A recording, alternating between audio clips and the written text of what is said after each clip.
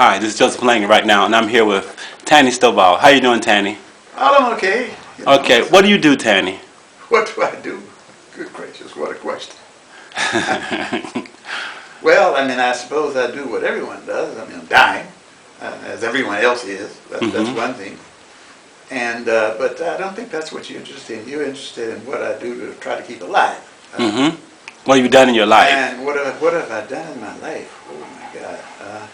Things that I could admit to or things that I shouldn't admit to. Well, anyway, we're going to both of them. Okay, well, first let's talk about your books. I know you write a lot. Oh, my books? No, I haven't. Well, what do you want to know about my books? I've been interested, I suppose, in writing pretty much all of my life. I don't know why. I suppose some people are attracted to things or drawn by things, and without really understanding why. Why it was that I was pretty much always attracted to a certain kind of literature. I don't know the reason, but I can tell you the kind of things that I was attracted to. I mean, one, I've always been interested in human society. I've always, anthropology, for example, ancient history, prehistoric history, etc. I mean, these things have always interested me. I suppose that, like most people, at one time in my life, I asked myself pretty much the question that I think it was Leibniz, French philosopher Leibniz, asked, why is there something instead of nothing? And I guess in one way or another, I have wrestled with that pretty much all of my life. How did we get here? What are we doing here? And what do we do, for example? I mean, how do we react? I think that humans certainly have lots and lots of things in common. And others have, and then there are a lot of things that we don't necessarily have in common. If you take different societies, for example, you can take the society of right now, people talking about the differences between Christian society and Muslim society. You hear a lot of talk about that now. A lot of people say that they're incompatible, you can't really live together, etc., which might not be the case. But what's always interested me was the development. Why is it that certain societies have developed, certain traditions have developed, certain morality, you might say, have developed and persisted? I think that about maybe 5,000 years ago, you had a kind of humanism that developed in Egypt, perhaps in other places, but definitely in Egypt, and eventually was transferred to Greece, to Rome, and to the cultures that dominate the Western civilization now. Now, what do you mean by humanism in Egypt? Humanism, I suppose it's a certain value, giving a kind of a position of importance to the human being. To the individual. To the individual. I think that I think it's as simple as that. I don't think that if you believe, for example, as some people do, that we developed from one cell organism billions of years ago, then there had to have come a time in which we developed this attitude of the reaction that we have one towards another. And you can have situations in which it's literally every man for himself. When you see somebody, it might be somebody to eat. You don't necessarily have to have so humane. What I mean, the feelings, a response to that person. That what we call humane now, what we call I don't know, civilized maybe. That comes later. Okay. Okay, so you said humanism developed from Egypt and went to Greece to Rome. Before I cut you off. And then, I think that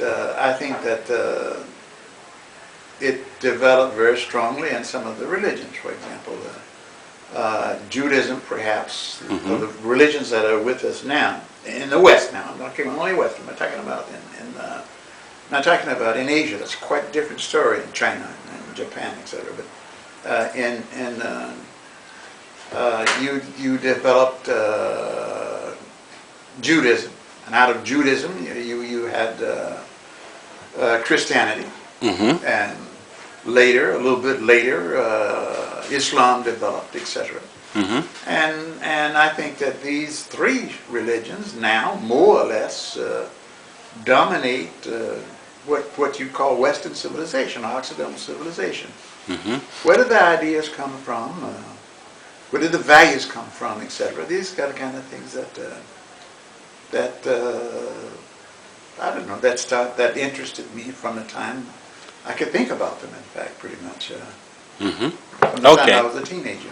So I guess that this is one of the books that you wrote, 2 Centuries in 2 weeks. Yes. So when I hear you talking, I hear a historian talking, and I guess in that book, just by the title, is a history book.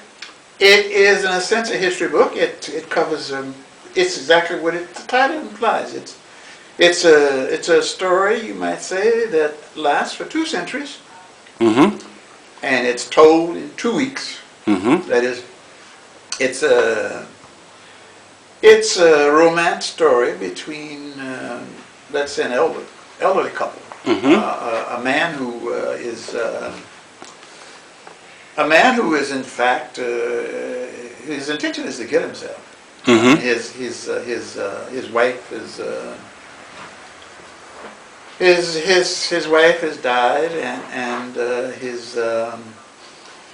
his children are okay or whatnot, but they kind of neglect him, you might say, and also he doesn't want to become a burden on them also, because he's seen the way that his wife took care of her parents and whatnot, and he doesn't want his children to have that kind of attitude towards him.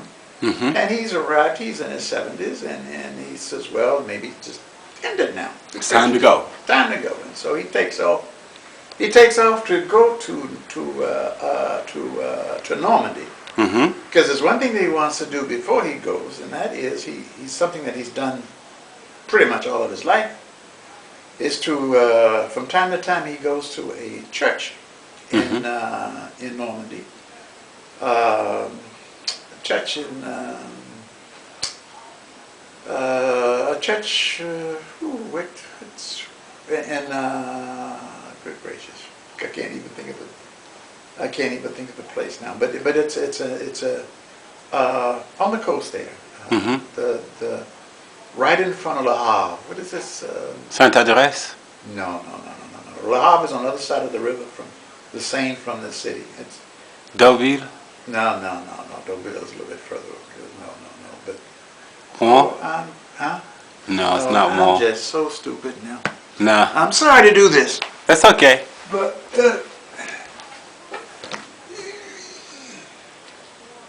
oh shit. Sherry, quelle est la ville en Normandie? Tu sais, en face de Le Havre. On est allé là. On est dans le camp qui fait Honfleur. Ah, tu veux dire Honfleur? Honfleur. Oui. Okay. Now see, there's a church in Honfleur. I see when you have a question to ask, you go to the dictionary, and if you don't find a dictionary, you go to the lady. To the lady, yes. She knows everything. Anyway, this church, I don't know how I got into this habit, but I'm not Catholic, I'm Protestant, solid. But I, for now practically 45 years, from time to time, I would go there and light candles for my fallen friends and fallen members of my family. And I wanted to do that. That is this character. I'm sorry, it wasn't me. The character wanted to do that, before he died. meant to meet them, if you like. Okay, to salute them. And on the way there, he stopped in a restaurant to eat, and in that restaurant there was some kind of a fight took place between people sitting at a table that was next to him, and a woman was kind of disgraced, you might say, and ran away, and he was, kind of puzzled by this, and the woman left. And when he left to continue his trip, the woman was outside waiting for him, basically. And she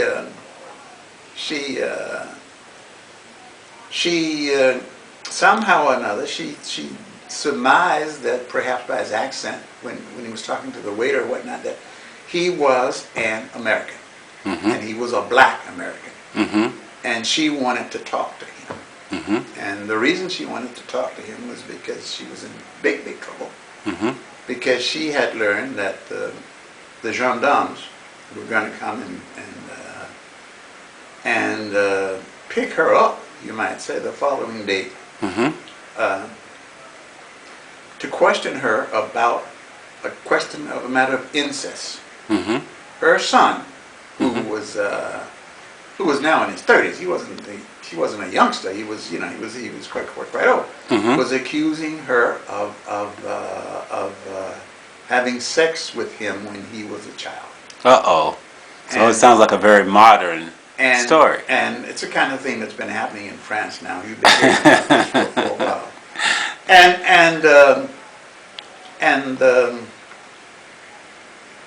the woman, why did she want to speak to this black American? Well, the reason was that apparently this her son had been very strongly influenced by an American evangelist, by one of these preachers, that come to convert everybody.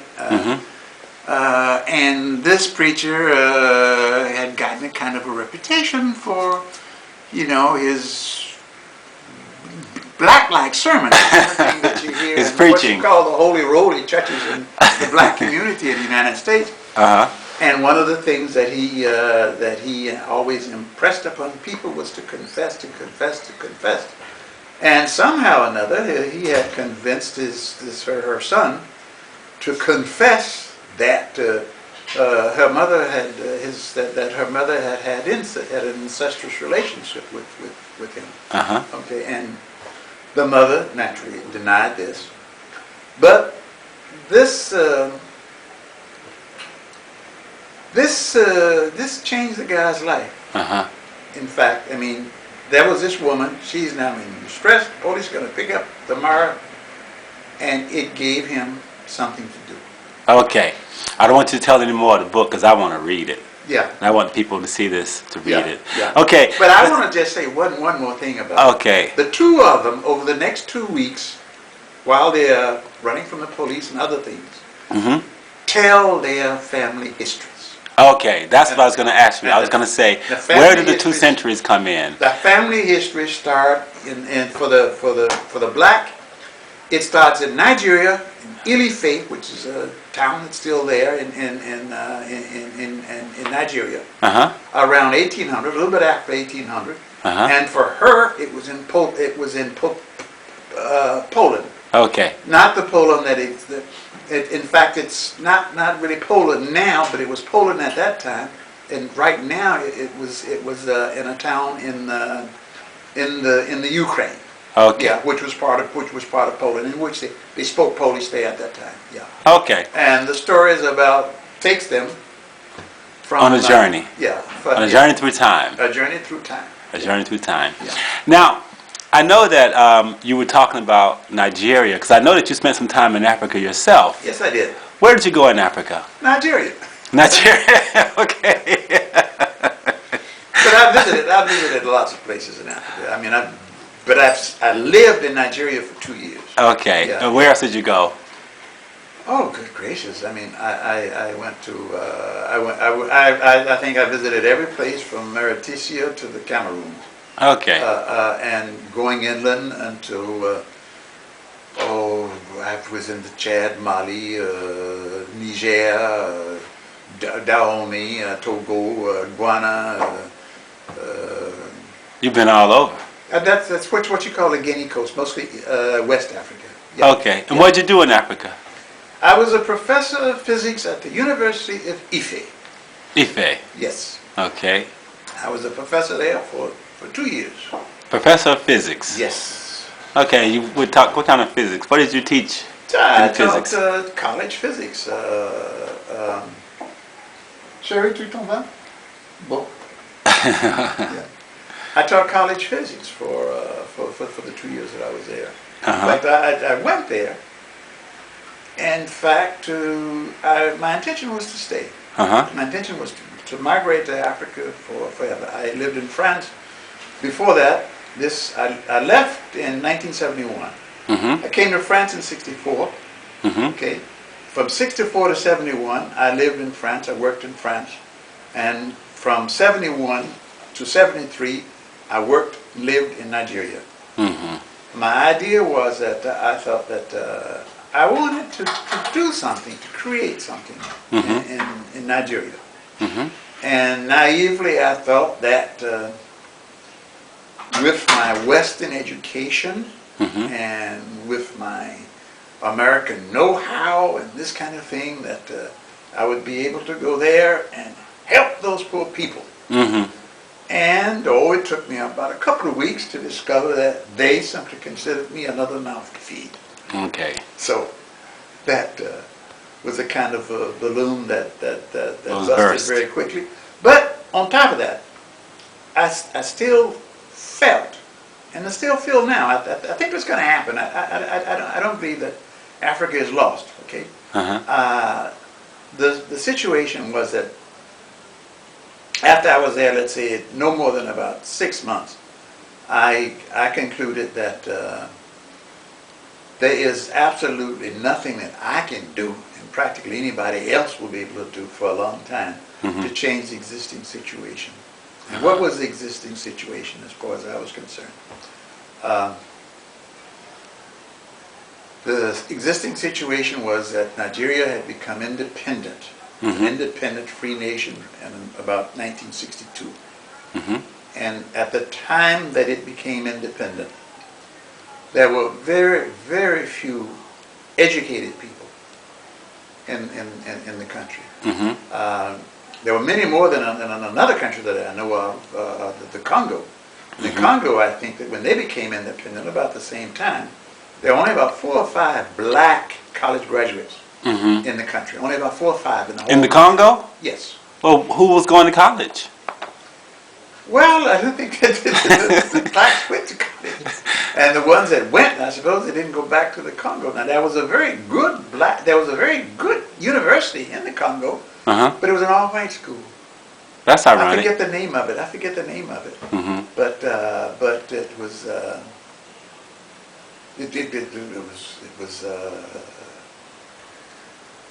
now there were very few educated people in the country. There were many more educated people now in Nigeria, but still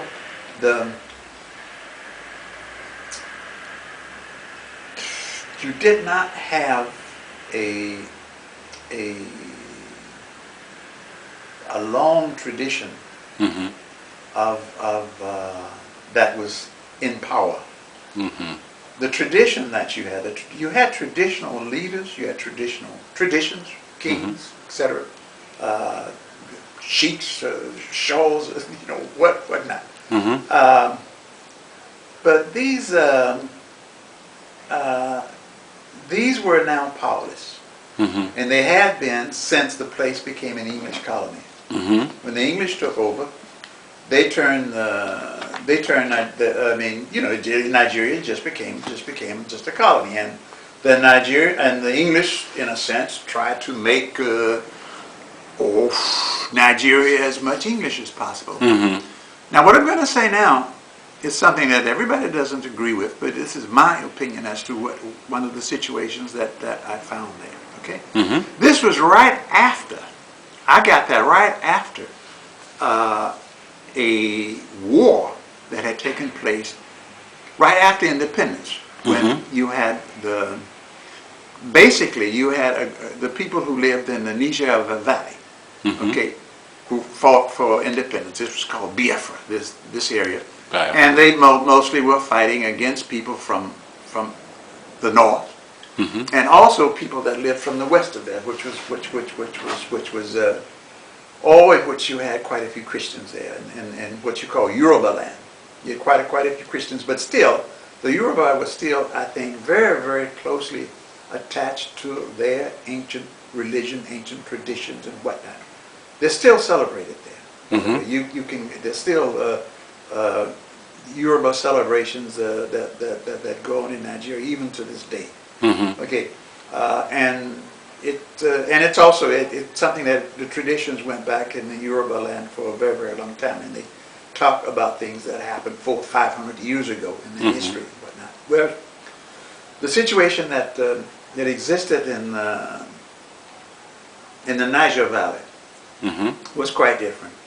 It was you did not have a big civilization. It was just sort of just towns, small conglomerations, that did not have any big central authority over them.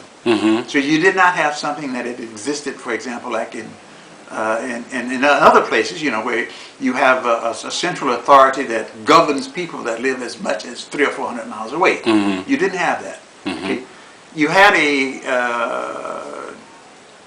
a culture also that I think was fairly primitive compared to the Muslims, and also compared to the Yorubas at that time. And the English went into this area, and these people here, they converted to Christianity like mad. They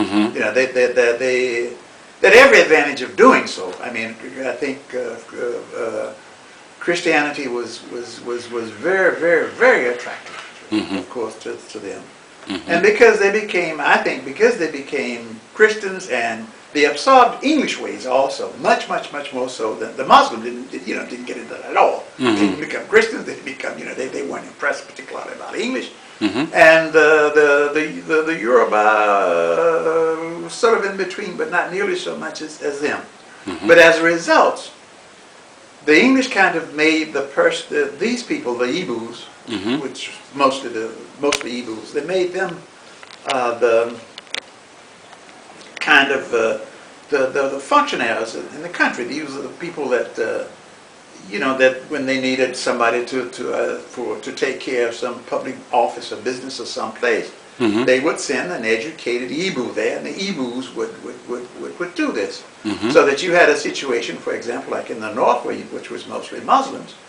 If they wanted to get a driver's license, or to pay their taxes, or go to the courts or whatnot, I mean, they often found themselves dealing with Igbos, and who were of a different religion, okay, and who, to some extent, some people say, had a tendency to look down on them. That is, they were, etc. And this caused a tremendous friction in the country. And this is the thing that I think caused the war, eventually, that led to, well, eventually it ended. I think it ended okay, because you had somebody as what was this, I think the people in the north and the Yorubas really handled the situation very well, and I think that they resolved it very well, and so the things did work out. But you had what was left still was something that was tremendously corrupt. Okay, the people who had taken power from out of these conflicts and wars, etc., oftentimes were nothing but thieves, cutthroats. I mean, they were not persons who had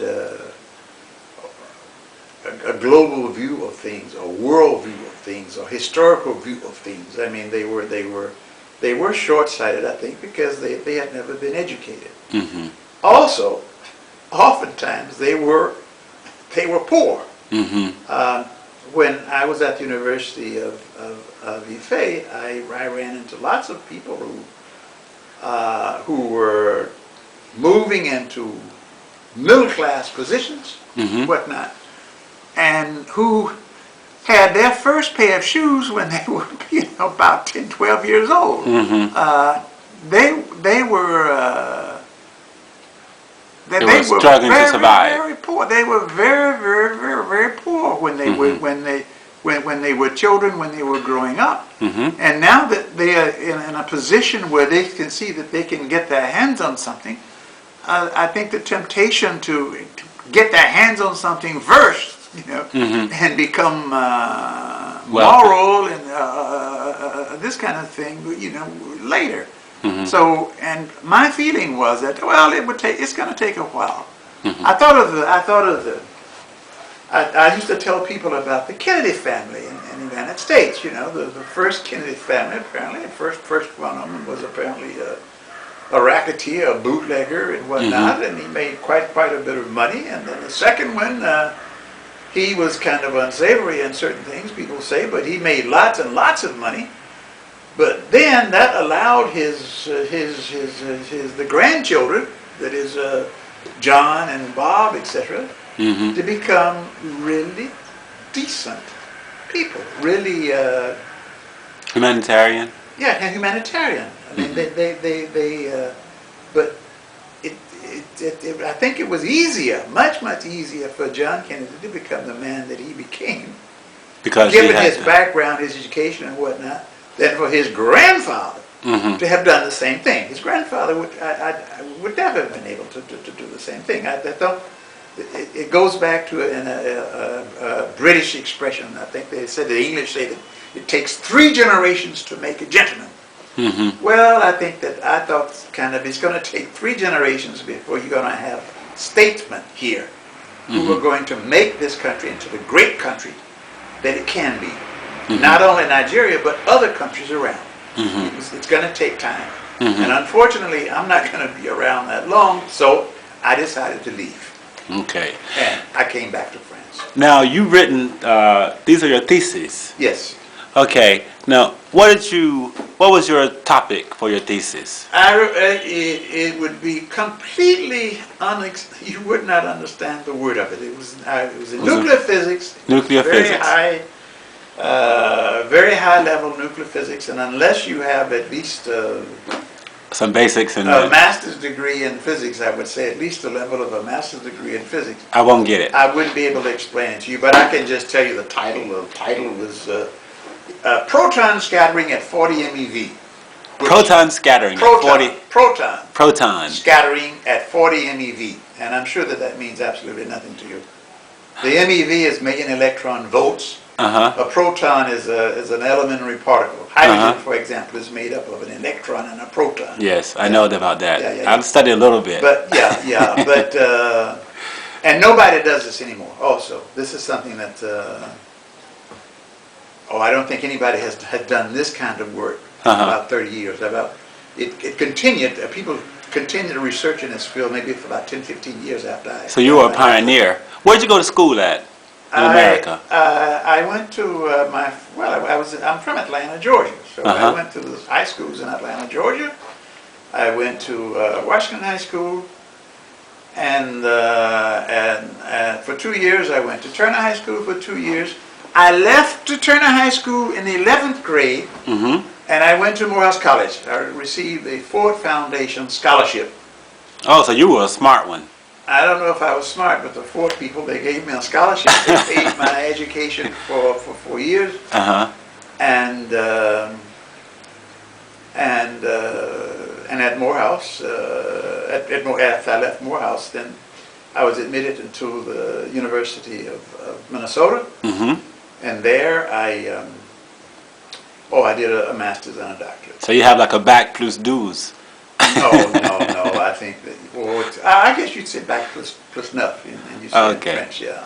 Yeah, that's pretty good. Yeah, yeah. Now let's talk about some of the other books you've written. Yeah. Now there's a book right here in front of me. It's called Booker. Yes. Okay, what's Booker about? Booker. I mean, this is a.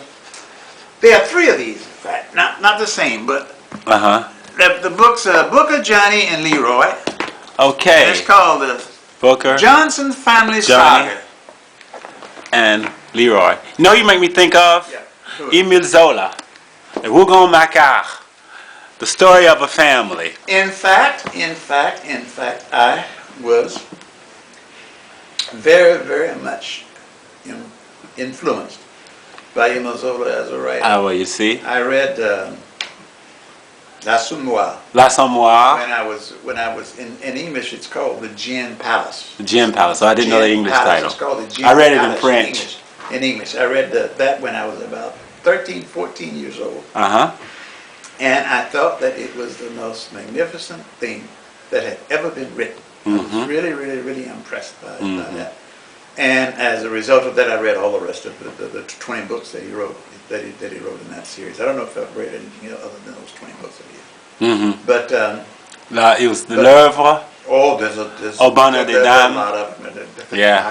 Gervais. Yeah.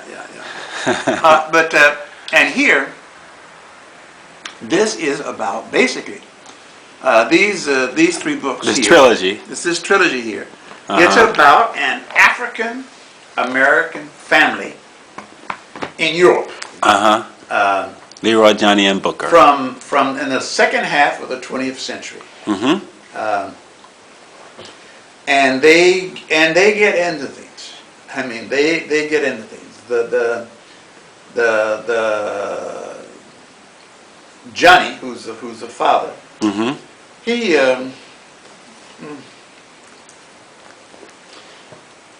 so it's Johnny first. Johnny's the first. No. Actually, the first one is Booker. Booker is the first. Okay, Booker. Is the first one. That's the first one. Booker is Johnny's son, one of Johnny's sons. Yeah. Okay. But the story, and in fact, even Booker now starts in a sense to talking a bit about Johnny. Johnny was an African American who born in Alabama. And he was drafted into the army when he was 19, as they were at that time. He served in Korea, and in Korea he became a war hero. He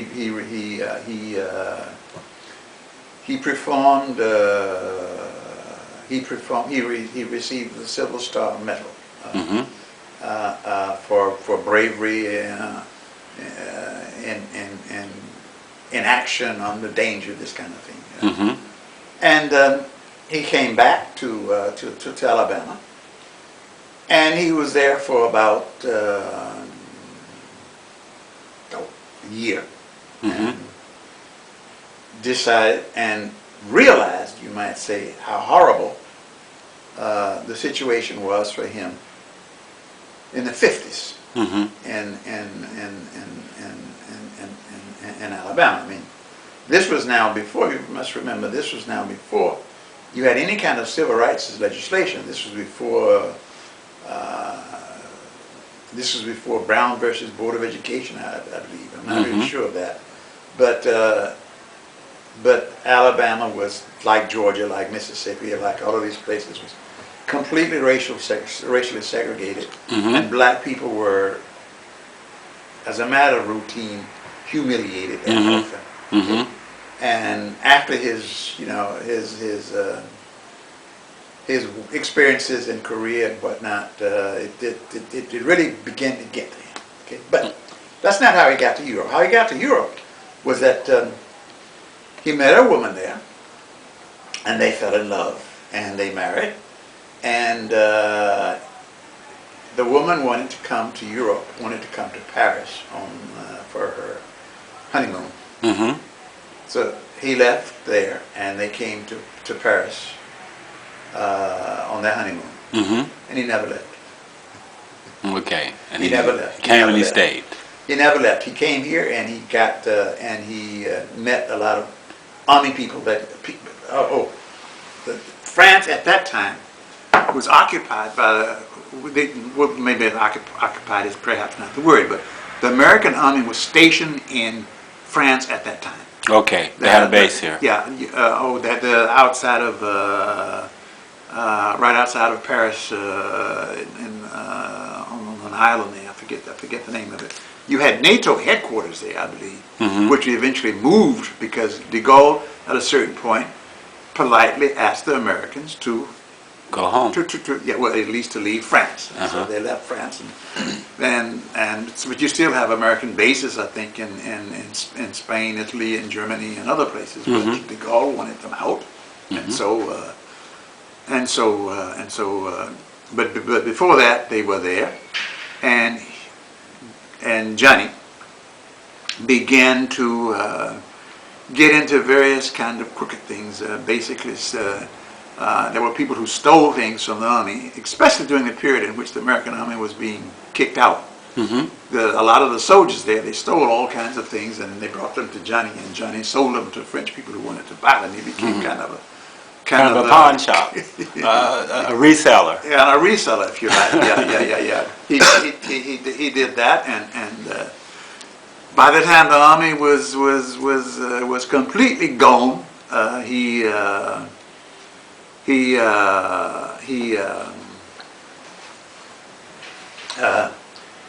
got into another business because there wasn't anything when the army was gone. There wasn't anything else, any more stolen army property for him to sell. So he began buying cars in front of the American Legion here in Paris. You and I know of somebody who did that. What's his name? Randy. Randy did that. And Americans would come here in the '60s, and they would purchase. It was convenient to purchase an automobile, to drive it around, to use it to drive around Europe for about a month, and then to sell it. And Randy would be the person. In this case, Johnny. He did this for a while, and eventually he met. Eventually he met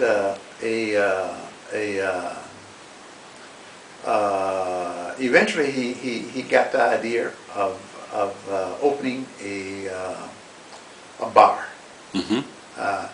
which catered mostly to Americans. The army was this. He opened the bar, in fact, before the army had completely left. And it catered mostly to American soldiers for a very, very, very long time. The American soldiers left, and it became kind of a homosexual bar for quite a while. And he kind of, you might say, moved up in the world. He had 2 kids, and the 2 kids that he had were the books are sort of based on how I imagine them to be. Okay, and but there's another important thing that I missed. Because he had this war medal, and because he was a hero, he was encouraged to do the kind of things that were underhanded and crooked, you might say, by federal United States authorities, because they wanted him to help with their operations, and they needed somebody, maybe several other people also, but they needed somebody whose crookedness was unquestionable. Someone who had a good facade. To work for facade. To work for them. And, for example, one of the things that he did, he got involved with a lot of things in espionage, and all of this is in the books. But one of the things, for example, was that as the war in Afghanistan was was developing, that is the war in Afghanistan between the Afghanistans and the Russians. The Americans in the very beginning, they wanted to supply the Afghans, and they wanted to do this secretly. They did not want, for it to be known that they were supplying the Mujahideen, or the people that were fighting against the the fighting against the Russians. And a way of doing this was that if they're going to supply them, if they could simply supply them with Russian weapons. Mm-hmm. Now, where do you get Russian weapons from? From Russia. Well, that's one way, but Africa was full of them. Okay. Africa was full of them. And Johnny was the man to go there to buy them. To buy them. Yeah. Okay. And nobody believed that Johnny, was gonna, tell, the secret was spill, that they sold these things to, they sold these things to him. Mm-hmm. So Johnny was very useful in that respect. Mm-hmm. And this gave the American forces, the arms that they wanted, Mm-hmm. and it was, Russian arms, some Russian arms that they wanted. This is just kind of one of the things that he got, that he was. It's part of the intrigue of the book. Yeah. Okay. Yeah. And what about Leroy? Oh, Leroy. Let's talk about Booker, because Booker was the first. I'll talk about Leroy right after that. Booker. Booker was the youngest son of Johnny. Uh-huh. And now Johnny, he got he became his frequentation in France was much. In France, was much higher than it was, previously. I mean, once he got to France, he began to frequent people who were, who were much better educated, who were, and also very friendly towards him, because, after all, he did things for the United States. That was one thing. He had money, and it didn't matter so much where he got it from, but at least he had it, and and these persons, and especially one Jewish fellow, that has another long story but that's almost a whole story by itself. Helped, and they helped him do something that he wanted to do, and that was to make gentlemen, you might say, out of his two children. So he wanted them to have the best education that they could possibly get, and to be and to be able to do all kinds of things that you just didn't expect black people, black children to do. Now, one of the things, for example, that Booker did, that he used later on in life was he went to the École de Louvre to learn Egyptian hieroglyphics. Yeah, and so that he could read it and write it a little bit and whatnot. And also his father also pushed him to do something else that he regretted. When he was 16, the French, because he was born in France now, and when he was 16, the French asked him if he wanted to be French or not. And his father told him, of course, you're here, you've been here all of your life, you probably will continue staying, of course you want to be French. You don't lose your American citizenship, because you are not, if you were, at that time, if you would have asked for French citizenship, you would have lost your American citizenship. But he did not ask. They offered it to him. It was offered to him. So that, and if you're offered it, you don't have to refuse, but you can't ask. Okay. So he did not. So he did not refuse, and so he became a French citizen. And when he got to be 18, something very disagreeable happened to him, and he thought it was very disagreeable. The French wanted him to draft him into the army, and he didn't want that. He said, "Shit, hell with this," and so he left France and went to the United States. Now, I have to say a little bit about him also, his education, especially with this Jewish guy that I mentioned a little while ago. They taught him, this Jewish fellow basically taught him to play the stock market. Yeah. And He had an account which he wasn't supposed to have because he wasn't major, but but his father was very good at arranging all this kind of thing. Mm-hmm. And so he had amassed a fair amount of money by the time he was 18 or 19 years old. It was enough for him to, basically enough for him to live off of. He could live off of, he could live off of his holdings, you might say, at that time. And he went to New York, and there he tried to bring himself into the black community there. Mm-hmm. That didn't work. Mm-hmm. I suppose it especially didn't work with the girls. You know. On one occasion, when he was almost close to getting one of the black girls, he made the mistake of taking her to a museum, Mm-hmm. and he read something of the hieroglyphics, and this blew her mind. She, you know, there's this young black, you know.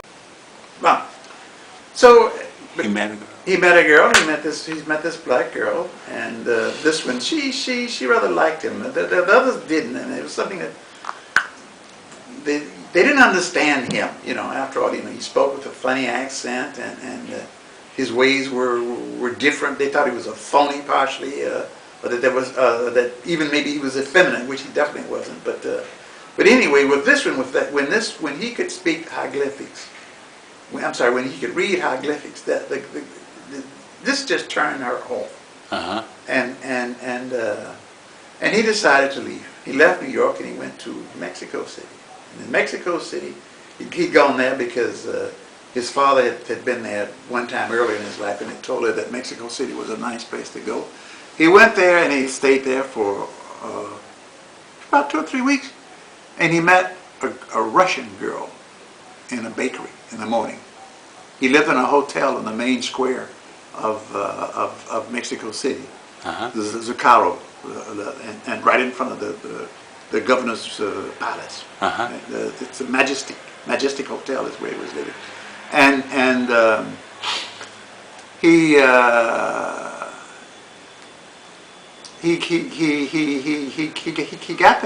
got to met her. The girl noticed him because he had an argument with the salesman, with the saleswoman rather, in the bakery, Mm-hmm. because he thought that she was trying to cheat him. Mm-hmm. She wasn't really, and the Russian girl heard the argument and she misunderstood what was going on, and you know, and they showed up pretty much every morning at the same time to buy patisseries, you know. Mm-hmm. And eventually they talked to each other, and eventually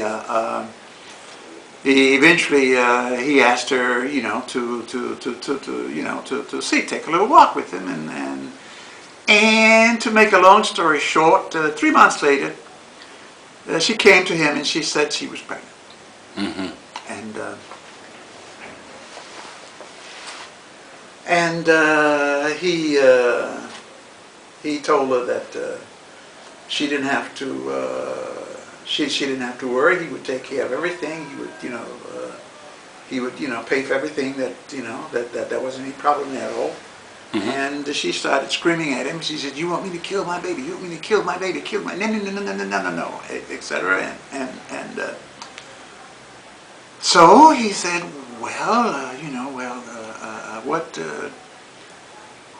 is it? He didn't really know what to do." Mm-hmm. I would have to say this too. This was the first girl that he had ever mated with. Mm-hmm. He had never had sex with a girl before, Mm-hmm. and the girl had. I'll just describe the first time that he had sex with her. He had sex with her, and there was blood in the bed, and he asked her because she was a virgin. In fact, he didn't know that. Okay, and that's something that comes up, believe it or not, in the very first, I think, very beginning of the book. That, Mm-hmm. Okay, and he asked her, "Why was that? Why did you bleed?" And she asked him, "Are all Americans as stupid as you are, or just the black ones?" Okay, now let's talk about another book that you've written, The Doctorate. The doctor. 1957, 1962. Yeah. Okay. Well, this book,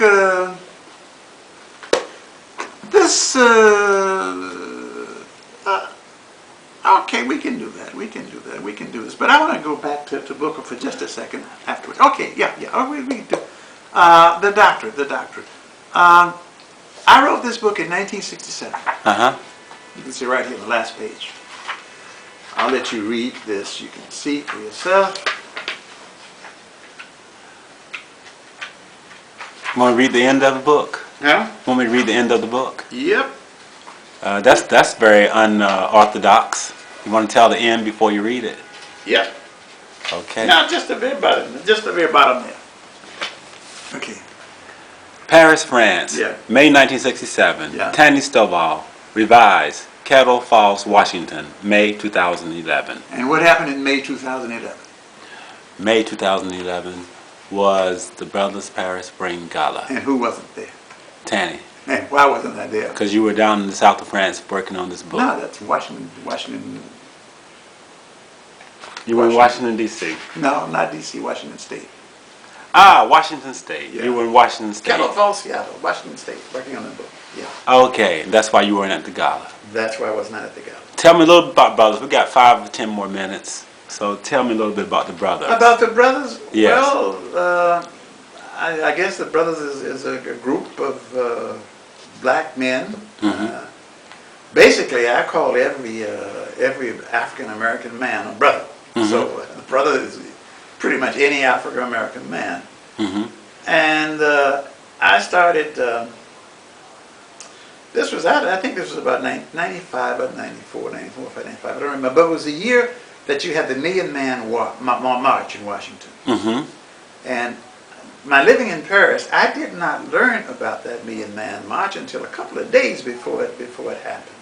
If I would have known about it maybe a couple of weeks before, I would have gone, really, because that's the kind of thing that I think that we need and want, and very much want it for us. And after that, I said, well, maybe I'll try to start something here in Paris. And I started receiving at my apartment on Friday evenings. At first, it was once a month, and I had a huge dinner and this kind of thing. And pretty much any African American man in Paris who wanted to come. So it was just an effort to unite just African American men to have a kind of a family spirit. That's correct. Okay. That's right. Any African American man who was alone in Europe, an expatriate, and didn't have his family close to him. Didn't have to be alone. Didn't even have to be alone. I mean, but I didn't. Nothing came but African American men. You know? This gave once a month. It gave a certain group of people a chance to exchange. In their native language. Yeah, and to change ideas about things, and also, it became kind of known fairly quickly. You had people heard about it in the United States, and you know, and came. For example, what's his name? This writer here. I just my memory now is going bad because of my age, but.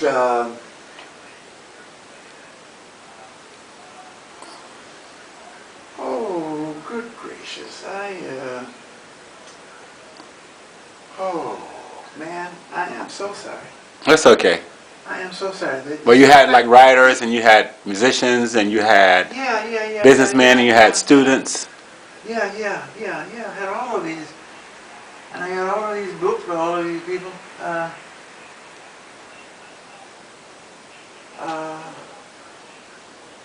You're like me, when you're looking for the book, you're not like at a library. It's never classed in any order that you can find anything. Yeah. But anyway, well, this guy's University of, I think, Louisiana someplace, and people are talking about he's getting a Nobel Prize, you know. And also, I mean, many other writers, you know, came through. A lot of them were brought by, for example, one of the regulars who live in Paris is Jake LaMar, and Jake LaMar, he knows a lot of writers. He would bring people by, and it continued more or less up until now. I mean, at one point, I divorced my wife kicked me out, rather. This was in 1997. She said that she didn't want to live with me anymore and she wanted me to leave. So I left and I moved over here. And I started the same thing over here, but here it was like once a week. And it wasn't a sit-down dinner kind of thing. It was a kind of a buffet in which people mostly drink wine and told stories, sometimes lies. Just have a good time. And have a good time. And it's Friday night at friends. And help each other also, because a lot of things have developed out of it. In fact, I mean, I have this friend Zach who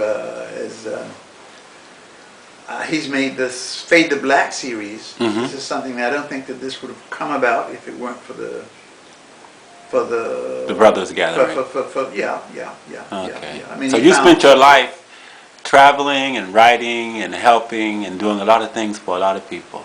And what are you going to do for yourself right now? It's time for you to relax.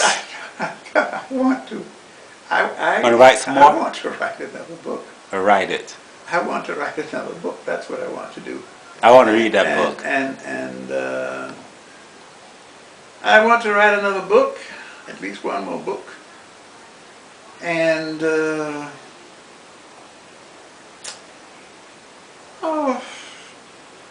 I don't know. I'd like to even travel a little bit more now, maybe. I think I'm beginning to get a feeling that I'd like to go back to Atlanta stay there for about a month. That's, and take in the sun. Well, see some of the things that I saw there as a child. Because I was very, very much influenced by, I think, right now, when I think of Atlanta, the memories are mostly from my childhood. I guess that's when I lived there. It was during my childhood. But I just wonder what's still there, what's gone, etc. What's changed? Yeah. There's one thing that I do know has changed, and that is that the friends that I had when I was a teenager, they're mostly dead now. They're only a handful of them, a handful of us that are left. Yeah, the cycle of life continues. Yeah, out of 100, yeah. I think that a lot of the death came very, very early. And I think that there are not many people who can say that of their childhood friends, 3 of them died of gunshot wounds. So, yeah. Yeah.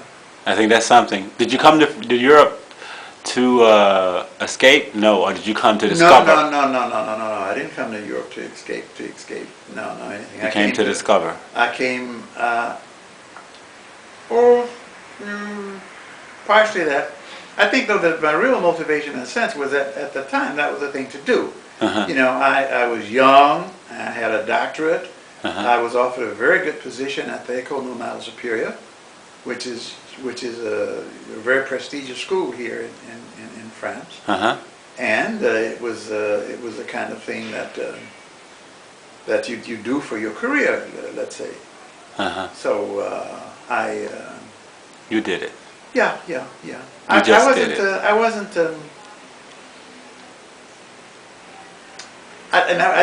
wasn't getting away from anything either. Like I'm getting away from how horrible the situation is in the United States at that time. It wasn't that either. And to some extent, I didn't realize how horrible things were until I got here. And I noticed that things here at that time were much, much better for blacks than the United States. Situation has changed though now. I think now a black man in the United States has a better chance in the United States than he does here now in France. But that's there are many reasons for that. When I arrived in the 60s, early 60s, you had full employment in France.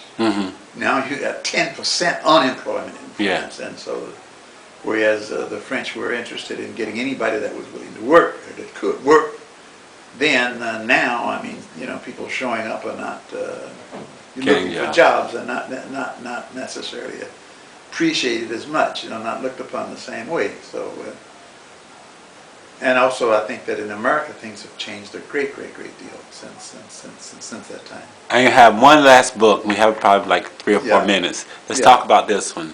Système évolutif urbain régional à l'état d'équilibre. That's a book that deals with my scientific work. I worked for the École Normale Supérieure. Mm-hmm.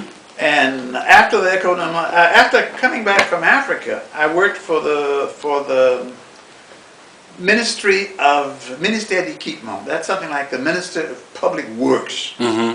For the Minister of Public Works, I had a prestigious title. You know, I was chargé de mission auprès du ministère de l'équipement. That is, I did basically what the minister wanted me to do. Mm-hmm. You know, he gave me missions to perform, and I did what was told. And at one time, for example, I mean, on problems representing France, pretty much all of France concerning traffic, I was a representative to the European community. You know, I would say things like what should be the rules, the regulations,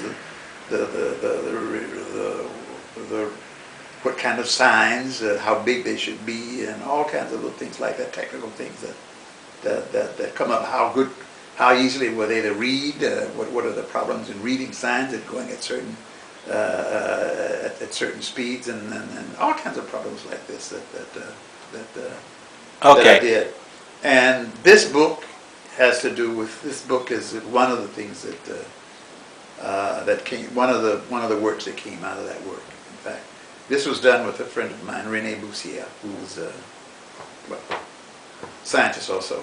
Okay, to wrap it up, what would be, if you had something to tell a younger person today, looking at your career, I see writing books, traveling, learning languages. How many languages do you speak? Since I don't speak any, but I have them. At one time I spoke German. I can't say I speak German anymore. French? At one time I spoke Yoruba. I can't say I speak Yoruba anymore. At one time I spoke Spanish. I can't say I speak Spanish anymore. I mean, I think I'm exaggerating a little bit in German. In Spain, because I had a home in Spain for 30 years, so Spanish is I still understand Spanish pretty much pretty well when I hear it.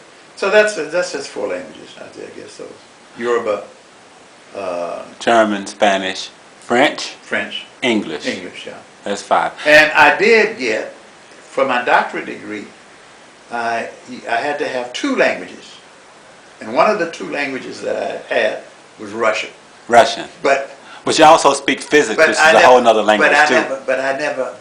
I would never pretend to have spoken Russian. No. Like I said, I was able to pass the examination. It was a written examination, but I never understood. Somebody speaking it to me, I was never able to understand a thing. But what they wanted at that time was your ability to read scientific papers in the language. So to finish my question, yes. What would you tell a younger person up and coming today, if he's like 12 years old, starting out his career, his education? What would you tell him? What advice would you give him or her?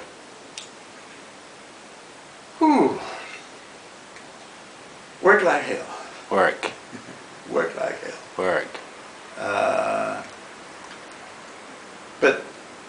And I don't know how, and like work. Appreciate work. Mm-hmm. Liked to work. Do what you like to do, but work. Not even that. I mean, like what you do. Like what you do. Okay. Like what you do. And don't feel anything is not worthy of your doing it. That's something that I've run into from lots of young people, that certain things weren't noble enough for them to do if it weren't sort of at a certain level or something like that. Then it wasn't. Then they didn't want to be bothered with it. Mm-hmm. I think that anything that contributes to human knowledge is worth doing. And anything that contributes not only to human knowledge, but anything that contributes to the well-being of humans is worth doing. Mm-hmm. I have a great appreciation for garbage men. Mm-hmm. They do a hell of a lot more for the society, for people. It's funny, I was thinking that on the way over here. That's funny, I was. Yeah. Than a lot of people who have much more education than they have. Uh-huh. But their contribution to Paris, Uh-huh. I think, for example, if you took all of the people who have not all the people, but if you eliminated a fairly large percentage of people who, let's say, who had the degree, a licence degree, Uh-huh. okay, from the workforce, I don't think that would change things very much for society. People that are above that or below that would fill in quite nicely. Uh-huh. But if you did that for garbage men, this place would collapse. Yes. Paris would become unlivable within a couple of months. Mm. Yeah. So no matter what you do, you're proud to do it. Yes. And work. Yes. Okay, Tannie.